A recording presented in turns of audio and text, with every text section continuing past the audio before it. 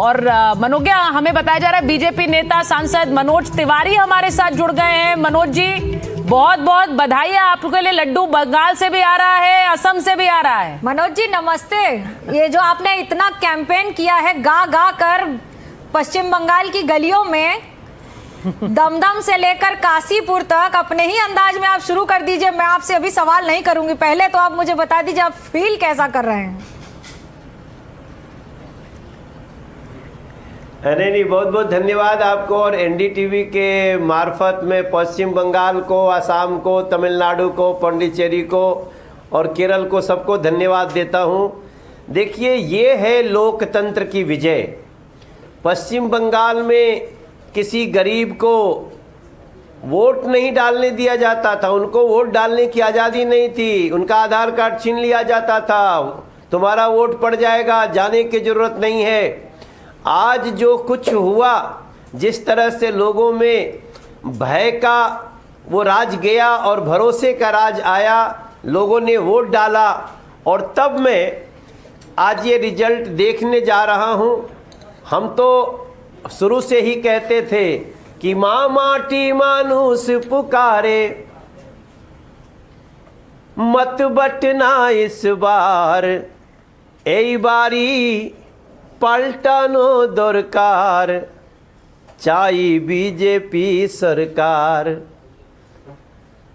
मांग रही बंगाल की धरती, अब ना सहबो बांग्लादेशी, अब ना सहबो बांग्लादेशी खूनी अत्याचार, এই বাড়ি পাল্টানো দরকার, चाहे बीजेपी सरकार। तो मनोज जी, देखिए, आपका ये गाना बड़ा सारी बातें इसलिए कह रहा हूँ, मैं इसलिए रोक रही हूँ कि ये गाना आपका जो वायरल हुआ है बंगाल में, आपको बांग्ला इतनी आती है कि इसके आगे की भी सीख ली है। नहीं, আমি ভালো করে বাংলা জানি। আমি তো কলকাতায় চাকরি করছিলাম, আমার অনেক ক্লোজ রিলেশন আছে, তাই জন্য আমি পশ্চিম बंगाल के माटी মানুষদের ভালো করে জানি। और हम जानते हैं कि पश्चिम बंगाल के लोग कितने प्यारे होते हैं। नहीं, वही बोल रहा हूं कि देखो, हम तो पश्चिम बंगाल में हमने जब ये चुनाव हो रहा था, जब ये टीएमसी वाले गा रहे थे कि क्या दिल में है काबा, आंखों में मदीना, तो हम पूछे थे कि कहाँ गई काली माँ, कहाँ गई काली माँ। काबा मदीना से हमारा भी बैर नहीं है, हम उनको भी बहुत स्नेह से जोड़ते हैं, लेकिन साथ में काली माँ, स्वामी विवेकानंद जी, रविंद्रनाथ ठाकुर जी, बंकिम चंद्र चटर्जी जी, हमारी रामकृष्ण परमहंस जी, स्वामी विवेकानंद जी, ये सबका स्थान क्यों हटा दिया था टीएमसी ने? इसलिए आज पश्चिम बंगाल की जनता ने उनको हटा दिया है। अभी आगे आगे देखिए, हमारा तो पूरा विश्वास है कि न बंगला अस्मिता का सम्मान करते थे, न आप वहां के लोगों के बारे में ठीक ठाक जानकारी रखते थे। ये आरोप तो बीजेपी पर लगता रहा है कि वो सम्मान नहीं करती थी बंगला अस्मिता का, और माछेर झोल खेच इनकी।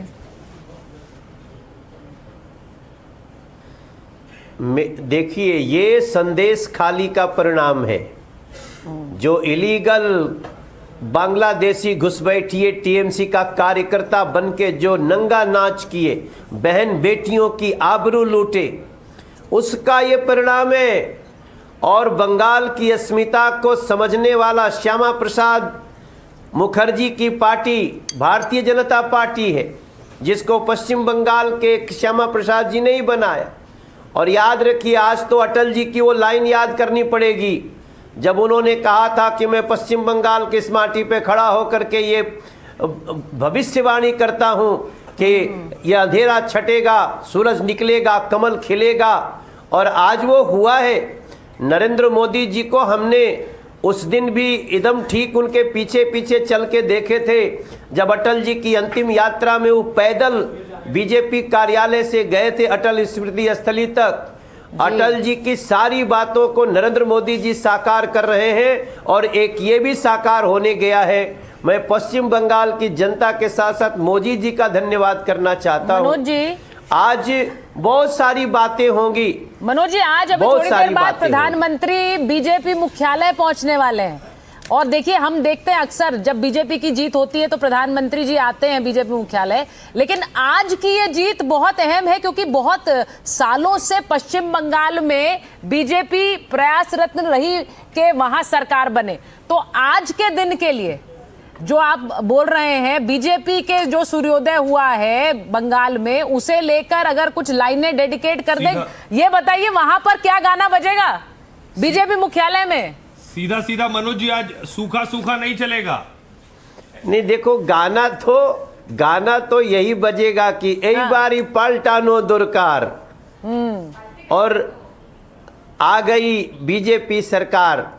लेकिन हम तो मनोज तिवारी तो ये भी कहेगा कि ये राजा जी ये करे तरहल हा जरूरत मुहूर्त खूबसूरत हो।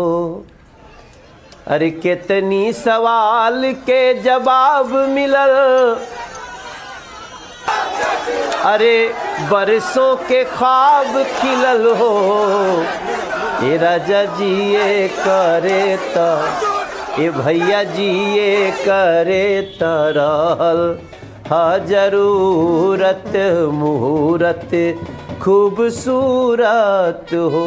मनोज जी, अब पश्चिम बंगाल होई भरोसा राज, खत्म भइल भय के राज हो। ए ललना ये करे तरहल हा जरूरत मुहूर्त खूबसूरत हो। पश्चिम बंगाल में बीजेपी के रहल जरूर।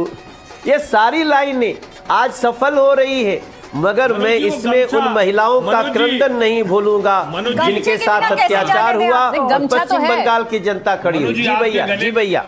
और बीजेपी के जीत का एक साइन हो गया है कि हर जीत के बाद वो गमछा घुमाने वाला जो गाना है वो जरा अगर आप उसमें लय लगा दे। नहीं, वो तो देखिए, हमारे यहाँ भी हमारे जो हमारे गले में पटका है तो हम लोग तो कह सकते हैं, अरे पश्चिम बंगाल की माटी, पश्चिम बंगाल की माटी के शत शत आभारी है जी। हाँ, हम बिहारी है जी। और दिल्ली के सांसद हो के बंगाल के आभारी है जी। आज तो असमिया भी है, आप बंगाली भी हैं मनोज जी। पश्चिम बंगाल के आभारी है, असमिया भी है, बंगाली भी है, भावनाएं तो बिहारी भी है, दिल्ली वाले मार भी रही है। बिल्कुल। और जो मुहूर्त आज आपने जीत का निकाला है, जिस पर आप बात भी हम पश्चिम बंगाल के आभारी है ना। बिल्कुल, तो ये जीत बहुत बहुत उसकी बधाई हो मनोज जी आपको। आपने भी बहुत ग्राउंड पर जाकर मेहनत की, प्रचार किया, तो ये बीजेपी के हर कार्यकर्ता, हर नेता के लिए है। बहुत बहुत धन्यवाद एनडीटीवी इंडिया से बात करने के लिए। और प्रभाकर हमारे साथ जुड़ रहे हैं, बीजेपी ऑफिस से प्रभाकर जुड़ रहे हैं। आपको पश्चिम बंगाल लिए चलता हूं। प्रभाकर, जरा दिखाइए वहां क्या तैयारी है। दिल्ली में तो खूब पकवान बन रहे हैं, तस्वीरें हिमांशु दिखा भी रहे हैं। वहां क्या तैयारी है? बाबा भी मुस्कुरा रहे हैं, उनके पास भी चलेंगे। प्रभाकर, आप दिखाइए जरा तस्वीरें। जी देखिए, जब हम सुबह बात कर रहे थे मनोज्ञा, तो आपको याद होगा मैंने बोला था कि दोनों में से एक जगह पे सेलिब्रेशन होगा, और ये सेलिब्रेशन जो है फाइनली बीजेपी ऑफिस में हो रहा है। हालांकि प्रशासन ने कल 3 बजे तक में किसी भी तरह के जुलूस या सेलिब्रेशन पर रोक लगा दी है, लेकिन बीजेपी ऑफिस का माहौल बदल गया है। मैं आपको पहले दिखाऊं, बीजेपी ऑफिस का पूरा माहौल बदल गया है, गहमा गहमी हो गई, और जितने बड़े नेता हैं वो सब आ गए हैं। ये देखिए, ये मैडम जो है ये कमल का फूल लेके यहाँ पे हैं, और ये मोदी के पिक्चर्स के साथ में जो इनके जो उत्साही कार्यकर्ता हैं वो यहाँ पे मौजूद हैं, और धीरे धीरे यहाँ भीड़ बढ़ती जा रही है। ऋतिक है हमारे सहयोगी जो कि बंगाल देखते हैं और बंगाल की पॉलिटिक्स को बखूबी समझते हैं। ऋतिक, ये बताइए कि सेलिब्रेशन का इनका प्लान है कल का? देखिए, जो मुझे समझ में आ रहा है, थोड़ी देर पहले बीजेपी के जो तमाम नेता जो है ऊपर अभी भी तख्तगी लगाए बैठे हुए, वो कह रहे हैं भाई थोड़ा और रुक जाओ, निश्चित है। मैंने कई सारे दिग्गज नेता को देखा है, चेयर से उठ नहीं रहे। वो बोले जैसे वो क्रिकेट मैच के दौरान हम जो करते हैं ना, वही